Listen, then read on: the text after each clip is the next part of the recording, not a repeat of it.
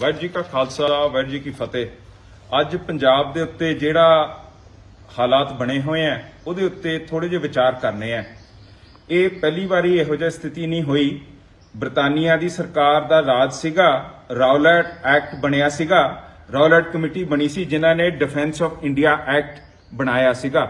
ਉਹਦੇ ਵਿੱਚ ਕਿਸੇ ਨੂੰ ਵੀ ਬੰਦੇ ਨੂੰ ਚੱਕ ਕੇ ਸਾਲ ਦੀ ਅੰਦਰ ਕਸਟਡੀ, ਪ੍ਰੀਵੈਂਟਿਵ ਕਸਟਡੀ 'ਚ ਰੱਖ ਸਕਦੇ ਸੀਗੇ।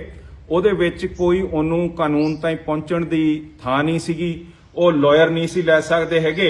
ਤੇ ਉਹ ਜਿਹੜਾ ਭਿਆਨਕ ਕਾਨੂੰਨ ਸੀਗਾ ਉਹਦੇ ਬਰਖਲਾਫ ਜਲਿਆਂਵਾਲਾ ਬਾਗ ਦੇ ਵਿੱਚ ਸਿੱਖਾਂ ਨੇ ਇਕੱਠੇ ਹੋ ਕੇ ਪ੍ਰੋਟੈਸਟ ਕੀਤਾ ਸੀਗਾ, ਜਿੱਥੇ ਇਸ ਸ਼ਖਸ ਨੇ ਜਿਹੜਾ ਆ ਜਨਰਲ ਡਵਾਇਰ ਹੈ ਉਹਨੇ ਆ ਕੇ ਇਹ ਉੱਥੇ ਗੋਲੀ ਚਲਾ ਕੇ ਇੱਕ ਬਹੁਤ ਵੱਡਾ ਘੱਲੂਘਾਰਾ ਜੈਨੋਸਾਈਡ ਕੀਤਾ ਸੀਗਾ ਸਿੱਖਾਂ ਦਾ। ਉਹ ਜੈਨੋਸਾਈਡ ਇੰਨਾ ਮਾੜਾ ਸਮਝਿਆ ਗਿਆ ਕਿ ਅੱਜ ਵੀ ਡਾਇਰ ਦਾ ਨਾਂ ਬਹੁਤ ਇਨਫਮੀ 'ਚ ਰਹਿੰਦਾ ਹੈਗਾ। ਜਿੱਥੇ ਡਿਫੈਂਸ ਆਫ ਇੰਡੀਆ ਐਕਟ ਸੀਗਾ, ਇਹ ਭਾਰਤ ਦੇ 1945 ਦੇ ਐਕਟ ਤੇ ਗਵਰਨਮੈਂਟ ਆਫ ਇੰਡੀਆ ਐਕਟ 'ਚ ਵੀ ਲਾਗੂ ਹੋ ਗਿਆ। ਅੱਗੇ ਜਾ ਕੇ ਫਿਰ 1971 'ਚ ਇਹਨੂੰ ਤਬਦੀਲ ਕਰਕੇ, ਕਿਉਂਕਿ ਬਦਨਾਮ ਐਕਟ ਸੀਗਾ, ਇਹਨੂੰ ਮੀਸਾ 'ਚ ਬਦਲਤਾ ਸੀਗਾ। ਉਹ ਮੀਸੇ ਨੂੰ ਅੱਗੇ ਜਾ ਕੇ ਇਹਨਾਂ ਨੇ ਨੈਸ਼ਨਲ ਸਿਕਿਉਰਿਟੀ ਐਕਟ 1980 'ਚ ਇੰਦਰਾ ਗਾਂਧੀ ਨੇ ਬਣਾਤਾ ਸੀਗਾ। ਜਿੱਥੇ ਇਹ ਐਕਟ ਦੀ ਗੱਲ ਹੈ ਉੱਥੇ United Nation Declaration of Human Rights Article 9 ਕਹਿੰਦਾ ਹੈ, ਜ਼ੂਮ ਇਨ ਕਰ ਲਓ, no one shall be subjected to arbitrary arrest, detention or exile. ਹੁਣ ਤੁਸੀਂ ਦੇਖੋ ਜਿਹੜੇ ਅੱਜ ਦੇ ਦਿਨ 'ਚ ਕਲਸੀ ਸਾਹਿਬ, ਪੱਪਲਪ੍ਰੀਤ ਤੇ ਹੁਣ ਅੰਮ੍ਰਿਤਪਾਲ ਨਾਲ ਧੱਕਾ ਹੋ ਰਿਹਾ, ਉਹਦੇ ਵਿੱਚ ਤੁਸੀਂ ਦੇਖੋ ਉਹਨਾਂ ਨੂੰ ਸਮੇਂ ਤੱਕ ਕਦੀ ਅਰੈਸਟ ਨਹੀਂ ਕੀਤਾ। NSA ਅਧੀਨ ਉਹਨਾਂ ਨੂੰ ਅਰੈਸਟ ਕਰੀ ਜਾਂਦੇ ਹੈਗੇ ਆ। ਆਰਬਿਟਰੀ ਰੀਜ਼ਨ ਹੈਗਾ, ਕੋਈ ਦੱਸ ਨਹੀਂ ਰਹੇ ਕਿਸ ਵਾਸਤੇ ਅਰੈਸਟ ਕੀਤਾ ਹੈ, ਤੇ ਉਹਨਾਂ ਨੂੰ ਪੰਜਾਬ ਚੋਂ ਕੱਢ ਕੇ ਦਿਬਰੂਗੜ੍ਹ ਲੈ ਗਏ, ਐਗਜ਼ਾਈਲ ਕਰਤਾ ਪੰਜਾਬ ਦੇ ਵਿੱਚੋਂ। ਇਹ ਬਿਲਕੁਲ against the spirit of Human rights ਦੇ ਬਿਲਕੁਲ ਬਰਖਲਾਫ ਇਹ ਕੰਮ ਹੋ ਰਿਹਾ ਹੈਗਾ।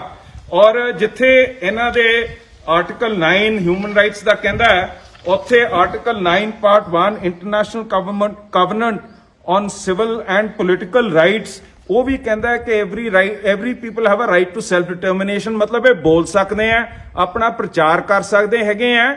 ਇਹ ਵੀ ਸਾਈਨ ਕੀਤਾ ਹੋਇਆ ਭਾਰਤ ਦੇ ਦੇਸ਼ ਨੇ ਆਪਣੇ ਯੂਨਾਈਟਿਡ ਨੇਸ਼ਨਸ ਦੇ ਵਿੱਚ। ਇਹ ਸਿਗਨੇਚਰ ਕਰਕੇ ਕਹਿੰਦੇ ਆ ਸਾਨੂੰ ਸਿਕਿਉਰਿਟੀ ਕਾਉਂਸਲ 'ਚ ਸੀਟ ਦਿਓ, ਅਸੀਂ ਲਾਇਕ ਹੈ। ਪਰ ਕੰਮ ਇਹੋ ਜਿਹੇ ਨਲਾਇਕ ਕਰਦੇ ਆ ਕਿ ਆਹ ਦੇਖੋ, ਜਿਹੜਾ ਇਹ ਇੱਕ ਐਕਟਿਵਿਸਟ ਸੀਗਾ ਅਰਿੰਦੋ ਲੈਸ਼ਮਬਾਮ, ਇਹਨੇ ਇੱਕ ਆਰਟੀਕਲ ਪਾਤਾ ਆਪਣੇ ਫੇਸਬੁੱਕ ਤੇ ਕਿ ਜਿਹੜਾ ਇਹ ਕੋਵਿਡ ਦੇ ਵਿੱਚ RSS ਪ੍ਰਚਾਰ ਕਰਦੀ ਸੀ ਕਿ ਗਊ ਮੂਤਰ ਤੇ ਗਊ ਦੇ ਕੀ ਕਹਿੰਦੇ ਡੰਗ ਨਾਲ ਤੁਸੀਂ ਆਪਦੇ ਆਪ ਨੂੰ ਮਲ ਲਓ, ਉਹ ਗਲਤ ਹੈ। ਇਹਦੇ ਉੱਤੇ ਵੀ NSA ਲਾਤਾ ਸੀਗਾ, ਇਹਦੇ ਵੀ ਰਾਈਟਸ ਇਹਨਾਂ ਨੇ ਖੋਲੇ ਸੀਗੇ। ਇਹ ਬਿਲਕੁਲ ਮੁੱਖ ਧਾਰਾ ਦਾ ਧੱਕਾ ਘੱਟ ਗਿਣਤੀਆਂ ਤੇ ਹੋ ਰਿਹਾ ਹੈਗਾ। ਅੱਜ ਅੰਮ੍ਰਿਤਪਾਲ ਤੇ ਕਲਸੀ ਸਾਹਿਬ ਤੇ ਪੱਪਲਪ੍ਰੀਤ ਤੇ ਕੱਲ ਤੁਹਾਡੇ ਉੱਤੇ ਲਾਗੂ ਹੋਣਗੇ। ਇਹ ਜਿਹੜਾ ਹੁਣ ਇਹ ਮੌਜੂਦਾ DGP ਹੈਗਾ, ਇਹ ਬਾਰ-ਬਾਰ ਸਾਡੇ ਜਥੇਦਾਰਾਂ ਨੂੰ ਫੋਨ ਕਰਕੇ ਪੁੱਛ ਰਿਹਾ ਕਿ ਤੁਹਾਡੀ ਭੂਆ ਕਿੰਨੀ ਹੈ, ਤੁਹਾਡੇ ਲੜਕੀਆਂ ਕਿੱਥੇ ਵਿਆਹੀਆਂ, ਤੁਹਾਡੇ ਲੜਕੇ ਕਿੱਥੇ ਵਿਆਹੇ ਆ। ਇੱਕ ਤਰ੍ਹਾਂ ਦਾ ਇਹੋ ਜਿਹਾ ਘੇਰਾ ਪਾ ਕੇ ਮਾਹੌਲ ਬਣਾ ਰਹੇ ਆ। ਔਰ ਉਹ ਵੀ ਇੰਦਰਾ ਗਾਂਧੀ ਦੇ ਨੈਸ਼ਨਲ ਸਿਕਿਉਰਿਟੀ ਐਕਟ ਅਧੀਨ ਇਹ ਕੰਮ ਕਰਨਾ ਚਾਹੁੰਦੇ ਆ, ਜਿਹਦਾ ਉਹਨਾਂ ਨੇ ਪਹਿਲਾਂ ਹੀ ਵੇਰਵਾ ਕਰਤਾ ਹੈਗਾ। ਹੁਣ ਮੈਂ ਤਾਂ ਸਮਝਦਾ ਕਿ ਇਹਦੇ 'ਚ ਜਿਹੜਾ ਹਾਲਾਤ ਹੈ ਤੇ ਜਿਹੜੇ ਸਾਡੇ ਉਸ ਸਮੇਂ ਦੇ ਹਾਲਾਤ ਸੀ ਉਹਦੇ ਵਿੱਚ ਕੋਈ ਜ਼ਿਆਦਾ ਫਰਕ ਨਹੀਂ ਹੈ। ਉਹੀ ਭਾਰਤ ਸਰਕਾਰ ਕਰ ਰਹੀ ਹੈ ਜੋ ਬ੍ਰਿਟਾਨੀਆ ਨੇ ਕੀਤਾ ਸੀਗਾ। ਇਹ ਬਿਲਕੁਲ ਇੱਕ ਭਿਆਨਕ ਸਮਾਂ ਸਾਡੇ ਉੱਤੇ ਆਇਆ ਹੋਇਆ। ਇਹਦਾ ਹੱਲ ਕੀ ਹੈ?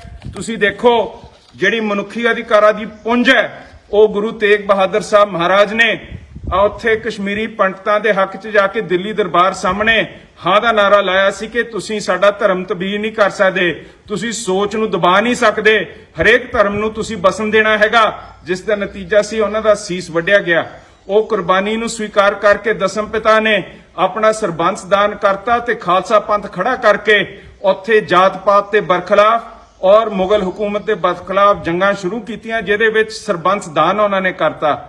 ਉਹ ਖਾਲਸਾ ਪੰਥ ਦੀ ਸਥਾਪਨਾ ਜਿਸ ਦਿਨ ਹੋਈ ਸੀਗੀ, ਅਸੀਂ ਆਪਣੇ ਸਾਬੋਂ ਕੀ ਤਲਵੰਡੇ ਇਕੱਠੇ ਹੋਣਾ, ਉੱਥੇ ਆਪਾਂ ਨੇ ਦਮਦਮਾ ਸਾਹਿਬ ਇਕੱਠੇ ਹੋਣਾ ਹੈਗਾ, ਉੱਥੇ ਆਪਾਂ ਨੇ ਸ਼ਾਂਤਮਈ ਰੂਪ 'ਚ बड़े सहज नाल बड़े आराम नाल शांतमय रूप च इकट्ठे होकर उस खालसे नूं चेते करना है ते उस खालसे दी याद दे विच आपां ने इस देश नूं समझाउणा है कि जिहड़ा नैशनल सिक्योरिटी एक्ट है, प्रिवेंटिव कस्टडी है, ये सारे जहां च कोई नहीं इहनूं मनदा हैगा।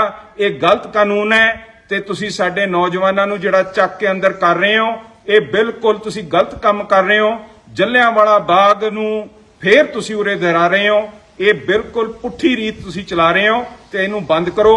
सो मैं हरेक अपने माई भाई नूं बेनती करदा जरूर 14 तरीक नूं पहुंचिओ ताकि असीं एक बड़े प्यार सत्कार दे नाल इकट्ठे होके एक सहज दे नाल इस हुकूमत दिल्ली हुकूमत नूं कह दईए बाबर तू है जाबर ते जिहड़ा काम तुसीं काम कर रहे हो ये माड़ा है। वाहिगुरू जी का खालसा वाहिगुरू जी की फतेह।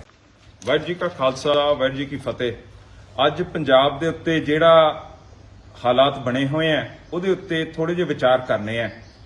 ਇਹ ਪਹਿਲੀ ਵਾਰੀ ਇਹੋ ਜਿਹਾ ਸਥਿਤੀ ਨਹੀਂ ਹੋਈ। ਬ੍ਰਿਟਾਨੀਆ ਦੀ ਸਰਕਾਰ ਦਾ ਰਾਜ ਸੀਗਾ, ਰੌਲਟ ਐਕਟ ਬਣਿਆ ਸੀਗਾ, ਰੌਲਟ ਕਮੇਟੀ ਬਣੀ ਸੀ ਜਿਨ੍ਹਾਂ ਨੇ ਡਿਫੈਂਸ ਆਫ ਇੰਡੀਆ ਐਕਟ ਬਣਾਇਆ ਸੀਗਾ। ਉਹਦੇ ਵਿੱਚ ਕਿਸੇ ਨੂੰ ਵੀ ਬੰਦੇ ਨੂੰ ਚੱਕ ਕੇ ਸਾਲ ਦੀ ਅੰਦਰ ਕਸਟਡੀ ਪ੍ਰੀਵੈਂਟਿਵ ਕਸਟਡੀ 'ਚ ਰੱਖ ਸਕਦੇ ਸੀਗੇ। ਉਹਦੇ ਵਿੱਚ ਕੋਈ ਉਹਨੂੰ ਕਾਨੂੰਨ ਤਾਈਂ ਪਹੁੰਚਣ ਦੀ ਥਾਂ ਨਹੀਂ ਸੀਗੀ, ਉਹ ਲਾਇਰ ਨਹੀਂ ਸੀ ਲੈ ਸਕਦੇ ਹੈਗੇ ਤੇ ਉਹ ਜਿਹੜਾ ਭਿਆਨਕ ਕਾਨੂੰਨ ਸੀਗਾ ਉਹਦੇ ਬਰਖਲਾਫ ਜਲਿਆਂਵਾਲਾ ਬਾਗ ਦੇ ਵਿੱਚ ਸਿੱਖਾਂ ਨੇ ਇਕੱਠੇ ਹੋ ਕੇ ਪ੍ਰੋਟੈਸਟ ਕੀਤਾ ਸੀਗਾ, ਜਿੱਥੇ ਇਸ ਸ਼ਖਸ ਨੇ ਜਿਹੜਾ ਆ ਜਨਰਲ ਡਵਾਇਰ ਹੈ ਉਹਨੇ ਆ ਕੇ ਇਹ ਉੱਥੇ ਗੋਲੀ ਚਲਾ ਕੇ ਇੱਕ ਬਹੁਤ ਵੱਡਾ ਘੱਲੂਘਾਰਾ ਜੈਨੋਸਾਈਡ ਕੀਤਾ ਸੀਗਾ ਸਿੱਖਾਂ ਦਾ। ਉਹ ਜੈਨੋਸਾਈਡ ਇੰਨਾ ਮਾੜਾ ਸਮਝਿਆ ਗਿਆ ਕਿ ਅੱਜ ਵੀ ਡਾਇਰ ਦਾ ਨਾਂ ਬਹੁਤ ਇਨਫਮੀ 'ਚ ਰਹਿੰਦਾ ਹੈਗਾ।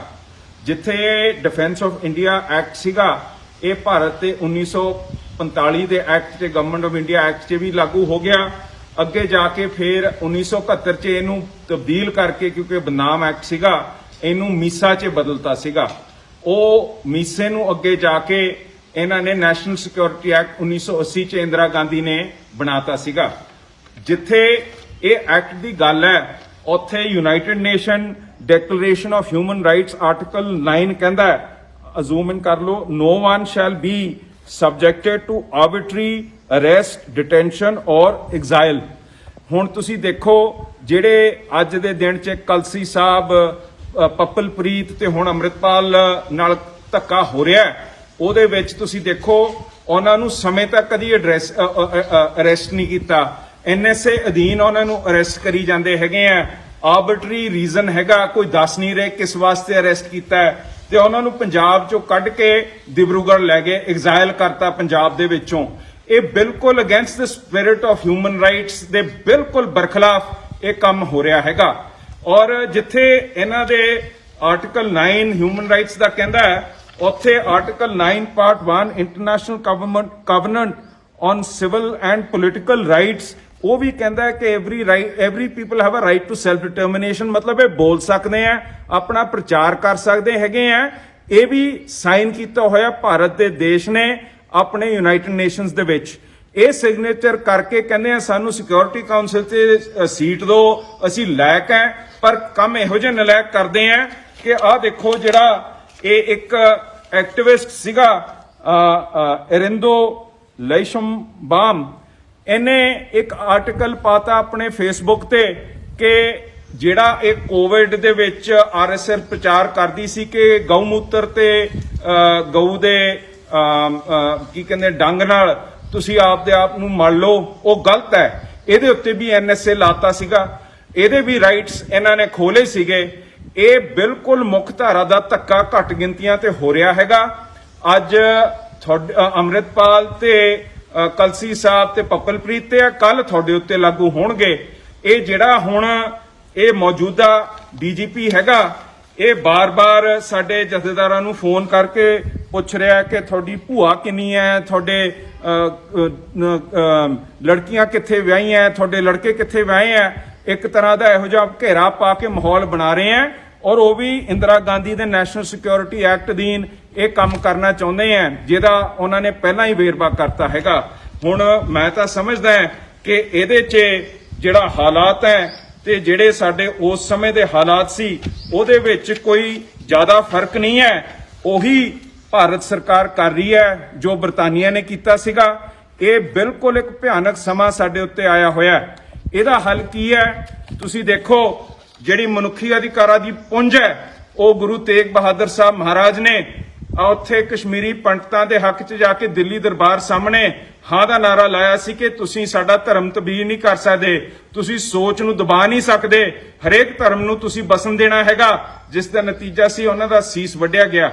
ਉਹ ਕੁਰਬਾਨੀ ਨੂੰ ਸਵੀਕਾਰ ਕਰਕੇ ਦਸਮ ਪਿਤਾ ਨੇ ਆਪਣਾ ਸਰਬੰਸ ਦਾਨ ਕਰਤਾ ਤੇ ਖਾਲਸਾ ਪੰਥ ਖੜਾ ਕਰਕੇ ਉੱਥੇ ਜਾਤ ਪਾਤ ਤੇ ਬਰਖਲਾਫ ਔਰ ਮੁਗਲ ਹਕੂਮਤ ਦੇ ਬਰਖਲਾਫ ਜੰਗਾਂ ਸ਼ੁਰੂ ਕੀਤੀਆਂ, ਜਿਹਦੇ ਵਿੱਚ ਸਰਬੰਸ ਦਾਨ ਉਹਨਾਂ ਨੇ ਕਰਤਾ। ਉਹ ਖਾਲਸਾ ਪੰਥ ਦੀ ਸਥਾਪਨਾ ਜਿਸ ਦਿਨ ਹੋਈ ਸੀਗੀ, ਅਸੀਂ ਆਪਣੇ ਸਾਬੋਂ ਕੀ ਤਲਵੰਡੇ ਇਕੱਠੇ ਹੋਣਾ ਹੈ, ਉੱਥੇ ਆਪਾਂ ਨੇ ਦਮਦਮਾ ਸਾਹਿਬ ਇਕੱਠੇ ਹੋਣਾ ਹੈਗਾ, ਉੱਥੇ ਆਪਾਂ ਨੇ ਸ਼ਾਂਤਮਈ ਰੂਪ 'ਚ ਬੜੇ ਸਹਿਜ ਨਾਲ, ਬੜੇ ਆਰਾਮ ਨਾਲ ਸ਼ਾਂਤਮਈ ਰੂਪ 'ਚ ਇਕੱਠੇ ਹੋ ਕੇ ਉਸ ਖਾਲਸੇ ਨੂੰ ਚੇਤੇ ਕਰਨਾ ਹੈ ਤੇ ਉਸ ਖਾਲਸੇ ਦੀ ਯਾਦ ਦੇ ਵਿੱਚ ਆਪਾਂ ਨੇ ਇਸ ਦੇਸ਼ ਨੂੰ ਸਮਝਾਉਣਾ ਹੈ ਕਿ ਜਿਹੜਾ ਨੈਸ਼ਨਲ ਸਿਕਿਉਰਿਟੀ ਐਕਟ ਹੈ, ਪ੍ਰੀਵੈਂਟਿਵ ਕਸਟਡੀ ਹੈ, ਇਹ ਸਾਰੇ ਜਹਾਨ 'ਚ ਕੋਈ ਨਹੀਂ ਇਹਨੂੰ ਮੰਨਦਾ ਹੈਗਾ, ਇਹ ਗਲਤ ਕਾਨੂੰਨ ਹੈ ਤੇ ਤੁਸੀਂ ਸਾਡੇ ਨੌਜਵਾਨਾਂ ਨੂੰ ਜਿਹੜਾ ਚੱਕ ਕੇ ਅੰਦਰ ਕਰ ਰਹੇ ਹੋ, ਇਹ ਬਿਲਕੁਲ ਤੁਸੀਂ ਗਲਤ ਕੰਮ ਕਰ ਰਹੇ ਹੋ। ਜੱਲਿਆਂਵਾਲਾ ਬਾਗ ਨੂੰ ਫੇਰ ਤੁਸੀਂ ਉਰੇ ਦੁਹਰਾ ਰਹੇ ਹੋ, ਇਹ ਬਿਲਕੁਲ ਪੁੱਠੀ ਰੀਤ ਤੁਸੀਂ ਚਲਾ ਰਹੇ ਹੋ ਤੇ ਇਹਨੂੰ ਬੰਦ ਕਰੋ। ਸੋ ਮੈਂ ਹਰੇਕ ਆਪਣੇ ਮਾਈ ਭਾਈ ਨੂੰ ਬੇਨਤੀ ਕਰਦਾ ਜਰੂਰ 14 ਤਰੀਕ ਨੂੰ ਪਹੁੰਚਿਓ ਤਾਂ ਕਿ ਅਸੀਂ ਇੱਕ ਬੜੇ ਪਿਆਰ ਸਤਿਕਾਰ ਦੇ ਨਾਲ ਇਕੱਠੇ ਹੋ ਕੇ ਇੱਕ ਸਹਿਜ ਦੇ ਨਾਲ ਇਸ ਹਕੂਮਤ, ਦਿੱਲੀ ਹਕੂਮਤ ਨੂੰ ਕਹਿ ਦਈਏ ਬਾਬਰ ਤੂੰ ਹੈ ਜਾਬਰ, ਤੇ ਜਿਹੜਾ ਕੰਮ ਤੁਸੀਂ ਕੰਮ ਕਰ ਰਹੇ ਹੋ ਇਹ ਮਾੜਾ ਹੈ। ਵਾਹਿਗੁਰੂ ਜੀ ਕਾ ਖਾਲਸਾ, ਵਾਹਿਗੁਰੂ ਜੀ ਕੀ ਫਤਿਹ।